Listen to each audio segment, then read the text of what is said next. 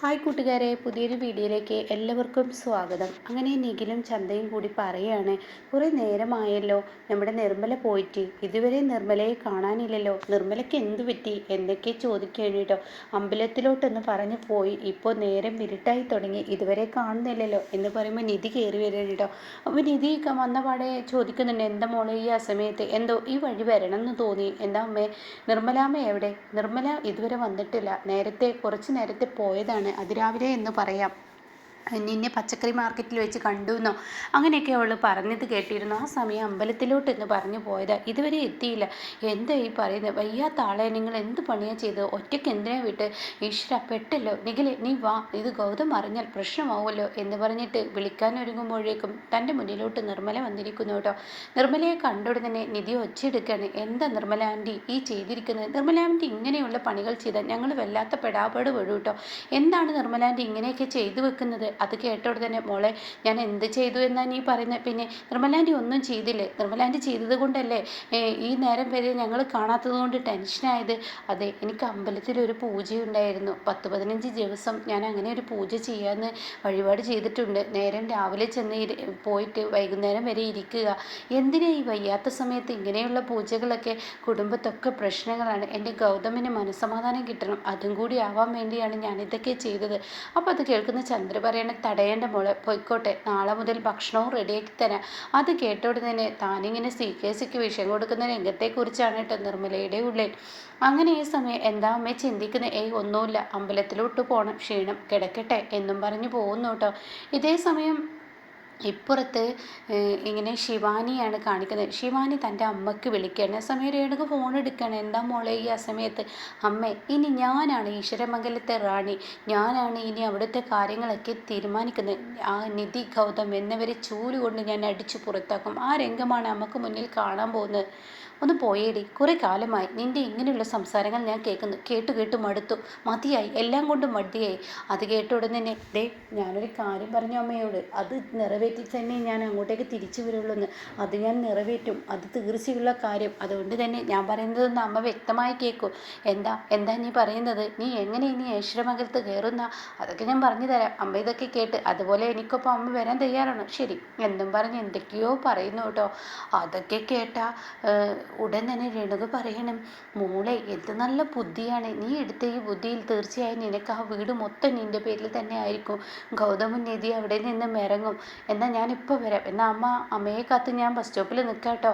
അമ്മ ഓട്ടോ സ്റ്റാൻഡിൽ എവിടെയെങ്കിലും ഞാൻ ഉണ്ടാവും. ആ പറഞ്ഞ സമയത്ത് അമ്മ എത്തണം. ആ ശരിയെന്നും പറയണം. അത് കേട്ടിട്ടാണ് കേട്ടോ അശോകൻ കയറി വരുന്നത്. അശോകൻ ഇതങ്ങ് കേൾക്കുന്നതിനോട് കാലി അങ്ങ് അടങ്ങുന്നില്ല. അശോകൻ ദേഷ്യത്തോടു കൂടി, നീ എങ്ങോട്ട് പോകുന്നു? നീ എന്ത് ചെയ്യുന്നു? എന്താ നീ കാട്ടാൻ പോകുന്നത്? ഒരിക്കലും അത് അനുവദിക്കില്ല. നീ എന്താ വിചാരിച്ചിരിക്കുന്നത്? ഞാനുള്ളപ്പോൾ ഇങ്ങനെയൊന്നും ചെയ്യാൻ ഞാൻ അനുവദിക്കില്ല. അതിന് നിന്റെ അനുവാദം ആർക്ക് വേണം എന്നിങ്ങനെ രേണുക തിരിച്ചു പറയണം. എടി, നീ ആ നിധിയും ഗൗതമനെയും ഒരുപാട് കാലമായി നീയും നിൻ്റെ മോളും കൂടി അവരെ ദ്രോഹിക്കുന്നു. എന്നിട്ട് നിൻ്റെ മോൾക്ക് എന്തെങ്കിലും നേടാൻ കഴിയുന്നുണ്ട്, അതാദ്യം മനസ്സിലാക്കുക. ഒന്നും നേടില്ല, ആരെയും വഞ്ചിച്ചൊന്നും നേടാൻ കഴിയില്ലെന്ന് മനസ്സിലാക്കിക്കോ. അത് കേട്ടുടൻ തന്നെ, നിങ്ങളൊന്ന് പോയേ, ഞാൻ എനിക്ക് ചെയ്യാനുള്ള ചെയ്തു വരട്ടെ. അങ്ങനെ നീ പെട്ടെന്ന് കൈകൾ തട്ടി മാറ്റുകയാണ് കേട്ടോ. ഇതേ സമയം അശോകൻ പറഞ്ഞു, ഞാൻ പറഞ്ഞു വിടില്ലടി എന്ന് പറഞ്ഞ അശോകൻ കൈകൾ പിടിച്ചു വലിക്കുമ്പോൾ ഉടൻ തന്നെ അശോകനെ ഒരു തട്ടങ്ങ് തട്ടുകയും ഉടൻ തന്നെ രേണുകക്ക് അപസ്മാരം വരികയും ചെയ്യാണ് കേട്ടോ. അങ്ങനെ രേണുക പെട്ടെന്ന് അപസ്മാരം വന്ന് താഴോട്ടങ്ങ് വീഴുന്ന രംഗമാണ്. ഇത് കാണുന്ന അശോകന് മനസ്സിനുള്ളിൽ തട്ടിയിട്ടോ. തൻ്റെ ഭാര്യയ്ക്ക് ഇത് വേദന വരുമ്പോൾ താൻ രേണു ഒന്ന് എണീക്കടി, എന്താണ് എന്നൊക്കെ ചോദിച്ച് വിളിക്കുന്നുണ്ട്. പക്ഷേ രേണുകയുടെ അപസ്മാരം മാറില്ല. അപ്പോഴേക്കും തൻ്റെ മുന്നിൽ ആ ഒരു കെട്ട് ചാവി കാണുകയാണ്. അങ്ങനെ ആ ചാവി എടുത്ത് തൻ്റെ രേണുകയുടെ കയ്യിൽ കൊടുത്ത് മടിയിലിരുത്തി രേണു എന്ന് പറഞ്ഞ് വിളിക്കുമ്പോൾ അടങ്ങുന്നു കേട്ടോ ആ ഫിക്സ്. പിന്നീട് രേണുകയോട് ചോദിക്കണം, നിനക്കിപ്പോൾ കുഴപ്പമൊന്നുമില്ലല്ലോ? ഇല്ല, കുഴപ്പമൊന്നുമില്ല. അപ്പോഴേക്കും രേണുക എണീറ്റ് പതിയെ ഇങ്ങനെ കണ്ണു തുറന്ന് ശരിയായി വരികയാണ് കേട്ടോ. ഇതേ സമയം നീ ഒരാളെ തകർക്കാൻ പോകുമ്പോൾ ദൈവം നിന്നെ തന്നെ തകർത്തു, ഇതാണ് പറയുന്നത്. മറ്റുള്ളവരുടെ തകർച്ച എപ്പോഴും ഇങ്ങനെ ചിന്തിക്കുന്നത് അത് നല്ലതല്ല, അത് ദൈവത്തിൽ നിന്ന് വലിയ ശിക്ഷയാണ്. ഇപ്പോഴെങ്കിലും ഇനി മനസ്സിലാക്കിക്കോ. അതൊന്നും കേൾക്കുന്ന രേണുകക്ക് അത്രയങ്ങും പിടിക്കില്ല കേട്ടോ. രേണുക ദാ പേഴ്സ് എന്നാ പിടിച്ചോ, നീ പോയിക്കോ, എവിടേച്ച് പോയിക്കോ, നീ എന്താച്ച് ചെയ്തോ എന്ന് പറഞ്ഞ് അശോകനങ്ങ് വിടുകയാണ് കേട്ടോ. ഇതേ സമയം ശിവാനിയാണെങ്കിൽ ഒത്തിരി നേരമായി ഓട്ടോ സ്റ്റാൻഡിൽ കാത്തു നിൽക്കുന്നത്, തൻ്റെ അമ്മയെ കാണാനില്ല. അങ്ങനെ കുറച്ച് നിമിഷങ്ങൾക്ക് ശേഷം രേണുക വന്നിറങ്ങുമ്പോൾ, എന്താ അമ്മേ, ഒരു കാര്യത്തിന് വിളിച്ചാൽ പെട്ടെന്ന് വരണ്ടേ, എന്താ അമ്മ ഇത്രയും ലേറ്റായി? അതെ, എനിക്ക് പ്രശ്നമുണ്ടെടി. എന്ത് പ്രശ്നം? അത് ഞാനിങ്ങോട്ടേക്ക് വരുന്ന വഴിക്ക് നിൻ്റെ അച്ഛനുമായി ഒന്ന് രണ്ടൊക്കെ പറഞ്ഞു, ആ സമയം എനിക്ക് പെട്ടെന്ന് ഫിക്സ് വന്നു, അങ്ങനെയൊക്കെ നേരം വൈകിയത്. ഓ, അതൊന്നും കുഴപ്പമില്ല അമ്മ, വേഗം ഓട്ടോയിൽ കയറിക്കാൻ, പറഞ്ഞ സ്ഥലത്ത് നമുക്കിപ്പോൾ എത്തണം. അങ്ങനെ ഇവർ ഈശ്വരമംഗലത്തോട്ട് പോവാണ് കേട്ടോ. ഇതേ സമയം പാറു അവിടെ ഇരിക്കുന്നുണ്ടാവും. അപ്പോൾ ഗൗതം ഓഫീസിൽ നിന്ന് തിരികെ വരികയാണ്. അപ്പോൾ ഗൗതം പറയാണ്, പാറു എന്നെയും കാത്തിട്ടായിരിക്കില്ലേ ഇരിക്കുന്നുണ്ടാവുക, പ്രണവ് വരുന്നതും ചിന്തിച്ച്. എന്നാൽ അവനെ എൻ്റെ കൈകളിൽ കിട്ടില്ല, അവന് വന്നില്ല, അവന് എപ്പോഴും എന്നോടുള്ള വൈരാഗ്യമൊന്നും വിട്ടിട്ടില്ല. അത് കേൾക്കുന്ന പാറുവിന് സങ്കടമാവാണ്. അപ്പോഴാണ് കേട്ടോ നിധി പറയുന്നത്, അവനെ തിരികെ കൊണ്ടുവരാം. പാറു ഇങ്ങനെ ടെൻഷനാവല്ലേ, ടെൻഷനായി കഴിഞ്ഞാൽ ആരോഗ്യത്തിന് അത് ബാധിക്കും, അതുകൊണ്ട് പാറു ഇങ്ങനെ ടെൻഷൻ കൊടുക്കാതെ. അപ്പോഴാണ് കേട്ടോ ഈ പറയുന്ന ശിവാനി പടികടന്ന് വരുന്നത്. അങ്ങനെ ഗൗതം പറയണേ, ഞാൻ എന്തായാലും അവനെ കൊണ്ടുവരുമെന്ന് പറയുമ്പോൾ, ഓ, ഇവിടെ നിന്ന് മടിച്ചിറക്കി വിട്ടിട്ട് നിങ്ങൾക്ക് കൊണ്ടുവരണല്ലേ എൻ്റെ പ്രണവിനെ, ഇനിയും അവനെ ഇട്ട് പെടാപ്പാട് പെടുത്താനാണോ? ഇന്ന് ഓഫീസിൽ വെച്ച് എന്തെല്ലാം അപമാനമാണ് നിങ്ങൾ എൻ്റെ പ്രണവിനോട് ചെയ്തത്. എന്നിട്ട് അവൻ അവിടെ കുടിച്ച് തിരികെയാണ്. എൻ്റെ പ്രണവിനെ ഇനി കുടിക്കാൻ ഞാൻ അനുവദിക്കില്ല. അത് കേൾക്കുന്ന പാറു കരയാണ് കേട്ടോ. എന്താ ഈ പറയുന്നത്? എൻ്റെ മോന് കുടിക്ക്, ഈശ്വര, അവന് കുടിച്ച് അവന് വല്ല അസുഖം വരും. ഓ, നിങ്ങളുടെ അഭിനയം നിർത്ത്, നിങ്ങൾക്ക് ഈ ദത്തപുത്രനല്ലേ വലുത്, ദത്തപുത്രൻ്റെ കാര്യങ്ങളല്ലേ നിങ്ങൾ നോക്കുന്നത്. അപ്പോഴേക്കും രേണുകയോട് പറഞ്ഞ ആ ഐഡിയ രേണുക പ്രയോഗിക്കുകയാണ് കേട്ടോ. അതായത് ഇവർ സംസാരിക്കുന്നതെല്ലാം മൊബൈൽ പകർത്താനാണ് രേണുകയെ കൊണ്ടുവന്നിരിക്കുന്നത്. അങ്ങനെ രേണുക പറയാണ്, പാറു, നിങ്ങൾ എന്തൊരു വ്യക്തിയാണ്, സ്വന്തം വയറ്റിൽ കുരുത്ത മകനെ ഉപേക്ഷിച്ചിട്ട് ദത്തുപുത്രനെ ഉപയോഗിക്കുന്ന. അത് കേൾക്കുന്നതിനോടുകൂടി ഉടൻ തന്നെ ഗൗതമിനെ അങ്ങ് ദേഷ്യം പിടിക്കാനായിട്ട്. ഗൗതം കുറേ നേരമായി ഇവിടെ കിടന്ന് ചിലക്കുന്നടി എന്ന് പറഞ്ഞ് അടിക്കാൻ ഒരുങ്ങുമ്പോൾ നിധി തടയാണ്.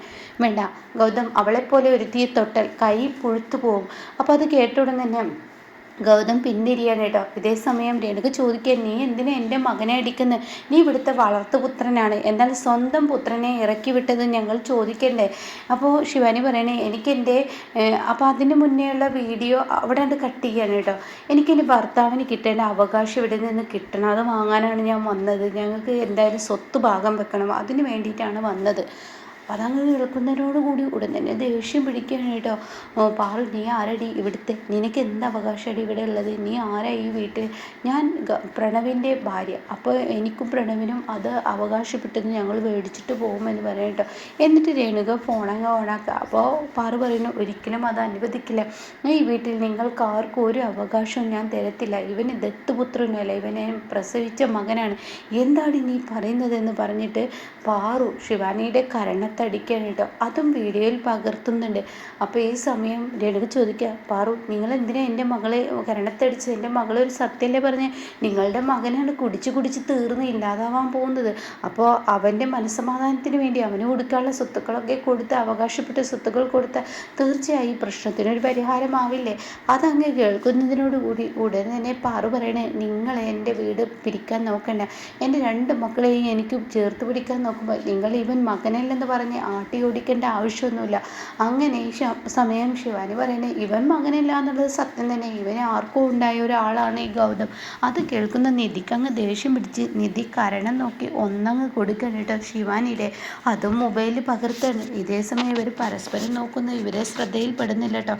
അപ്പോഴേക്കും അവിടെ തൊട്ട് വസുന്ധര ഇറങ്ങി വരികയാണ്. അപ്പോൾ വസുന്ധര പറയണ, എന്തിനാണ് ഇപ്പോൾ പ്രണവിൻ്റെ ഭാര്യ ശിവാനി ഇങ്ങനെ അടിക്കുന്ന എല്ലാവരും ഇട്ടിട്ട്? അവളുടെ അവകാശം ചോദിച്ചു വന്നു, അതങ്ങ് പിരിച്ചു കൊടുത്ത ഈ പ്രശ്നത്തിനൊരു പരിഹാരമായില്ലേ എന്നങ്ങ് പറയുമ്പോൾ പാറുവിനെ അങ്ങ് ദേഷ്യം പിടിക്കാനായിട്ടോ. അപ്പോൾ ഇങ്ങനെയൊക്കെയുള്ളൊരു എപ്പിസോഡാണ് ഇനി വരാനിരിക്കുന്നത്.